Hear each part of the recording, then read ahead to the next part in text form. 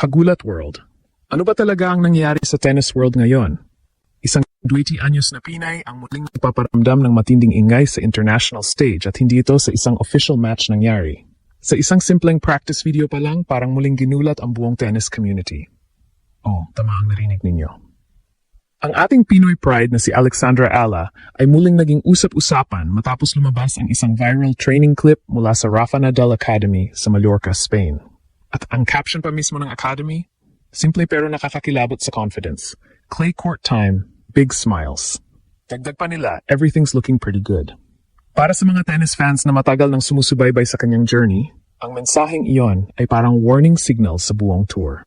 Handa na si Alex para sa susunod na yugto ng kanyang... Sa video na iyon, makikita ang eksena sa indoor red clay courts ng academy. Hindi ito flashy montage o highlight reel ng panalo. Isang raw training sequence lang. Pero sa loob ng halos kalahating minuto, kitang-kita ang intensity. May isang rally na umabot sa 14 na palo, puro forehand exchanges na parang pinapuk na laser sa bawat tama ng bola. Ang bawat step niya sa clay ay kontrolado, bawat swing ay may direksyon. At ang pinaka nakakagulat, ang transition niya sa backhand side. Kung noong mga nakaraang taon ay mas kilala siya sa kanyang aggressive hard-court baseline game, ngayon ay parang may bagong dimension ang kanyang galaw. Mas maayos ang balance, mas matatag ang footwork, at mas mataas ang topspin clearance. Para bang sinasabi niya sa buong tennis world, hindi lang ako para sa mabilis na courts. Handa rin ako makipagdigma sa red dirt. Hindi nagtagal, kumalat ang clip sa social media. Sa loob lamang ng ilang oras, libo-libong fans ang nag-share, lalo na sa Pilipinas. Ang comment sections ay puno ng pride at excitement. Para sa maraming Pinoy tennis supporters, hindi lang ito simpleng practice video. Isa itong simbolo. Simbolo na may isang Filipina athlete na araw-araw na naghahasa ng talento sa isa sa pinaka-respetadong training grounds sa buong mundo. At hindi basta training facility iyon. Iyon ang akademyang itinayo ng Spanish legend na si Rafael Nadal, isang pangalan na halos kasing kahulugan na ng clay court dominance. Kaya kapag may Pinay na naglalaro sa parehong lupa, kung saan hinubog ang isa sa pinakadakilang clay court warriors sa kasaysayan, hindi talaga maiwasan ang excitement. Pero bago pa naging viral ang video na ito, mahaba na ang dinaanan ni Alex. Bata pa lang siya nang ipakita ang kanyang potensyal sa tennis. Mula sa Pilipinas, dala ang pangarap na makipagsabayan sa pinakamalalaking pangalan sa sport. Nagdesisyon siyang mag-training sa Spain. Doon siya lumipat sa Rafa Nadal Academy, isang lugar na kilala hindi lang sa world-class facilities kundi sa disiplina at mentality na itinatanim sa mga batang atleta. Sa academy na iyon, hindi lang forehand at backhand ang tinuturo. Doon hinuhubog ang mindset ng isang competitor. Sa mga sumunod na taon, unti-unting nakita ang resulta ng kanyang sakripisyo. Sumali siya sa Junior Grand Slams, nag-improve ang kanyang ranking, at dahan-dahan siyang nakilala sa international tennis circles. Dumating ang panahon na ang pangalan niyang Alex ay hindi na lang kilala sa Southeast Asia, kundi pati sa mas malawak na WTA community. At sa paglipas ng panahon, lalo pang lumakas ang kanyang profile. Umabot siya sa career high ranking sa top tier ng women's tennis, isang milestone na hindi pa nagagawa ng ibang Filipino player sa modern era. Sa bawat tournament na nilalaro niya, dala niya ang bandila ng Pilipinas. Noong 2025, mas lalo pang lumaki ang kanyang momentum. Nakakuha siya ng malalakas na tournament runs, nagbigay ng solid performances laban sa mas mataas na ranked opponents, at nagdagdag pa ng karangalan para sa bansa sa regional competitions tulad ng Southeast Asian Games. Isa sa mga highlight ng taong iyon ay ang kanyang pagkataong makapag-training kasama mismo si Rafael Nadal.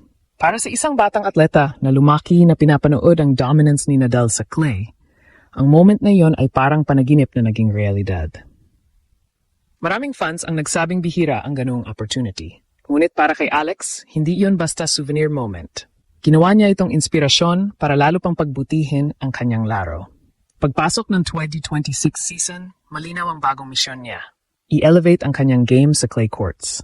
Kilala ang clay bilang isa sa pinakamahirap na surfaces sa tennis. Mas mabagal ang bola, mas mahaba ang rallies, at mas malaking factor ang footwork at stamina. Kung sa hard courts ay pwedeng matapos ang puntos sa 3 palo, sa clay minsan ay umaabot sa 20 o higit pa. Kaya ang mga manlalarong gustong magtagumpay sa surface na ito ay kailangang mag-adjust ng strategy. Mas mataas na topspin, mas mahabang rallies, at mas maingat na shot selection. Dito pumasok ang kahalagahan ng kanyang pagbabalik sa Rafa Nadal Academy. Ang lugar na iyon ay parang laboratorio ng clay court tennis. Araw-araw siyang nagte-training sa parehong kondisyon na haharapin niya sa European clay swing. Ang focus ng kanyang training ay malinaw. Mas mataas na net clearance, mas heavy spin sa forehand, at higit sa lahat, mas efficient na movement sa court. Ang clay ay kilala sa sliding footwork, kaya mahalaga ang balanse at teaming. Sa viral practice video na lumabas, kitang-kita na iyon ang pinagtuunan niya ng pansin. Habang lumalaki ang hype sa paligid ng video, mas lalo ring tumataas ang anticipation para sa kanyang susunod na tournaments. Isa sa mga unang target niya sa clay calendar ay ang Upper Austria Ladies Linz Open na magsisimula sa unang linggo ng Abril. Ito ang magiging unang malaking pagkakataon niya sa season para ipakita kung gaano kalaki ang naging improvement ng kanyang clay game. Para sa mga fans, parang preview na ang viral clip.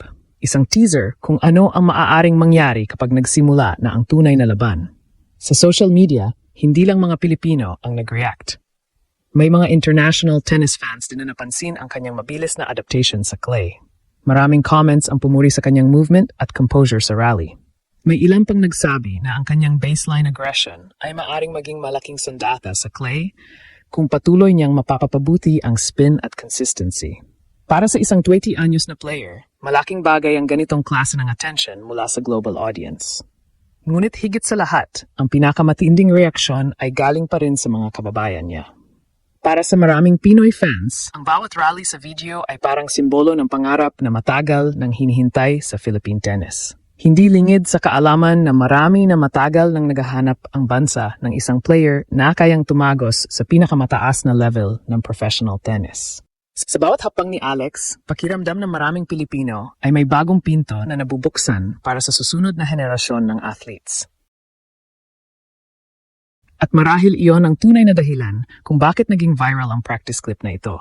Hindi lang dahil maganda ang rally o dahil sa caption ng Academy, kundi dahil nakita ng mga tao ang kwento sa likod ng bawat palo ng bola.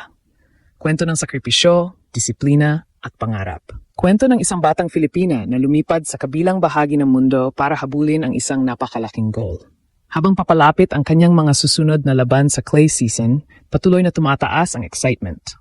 Ang European clay swing ay puno ng matitinding torneo at mataas na stakes. Doon nagaganap ang ilan sa pinaka-prestihiyosong competitions sa tennis calendar, kabilang ang French Open. Para sa maraming players, ang clay season ay isang war of endurance at strategy. At para kay Alex, ito ang pagkakataon na patunayan na kaya niyang mag-adapt at makipagsabayan sa pinakamahuhusay.